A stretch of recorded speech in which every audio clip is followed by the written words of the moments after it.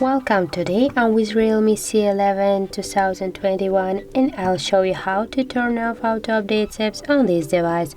So that is so simply, just open the Play Store and here on the right upper corner, or you can have that here on the left upper corner, just tap on this icon. Now just go to settings and here in general tap to that and find the auto update apps. Tap on that and here just switch to don't auto update apps and tap to done.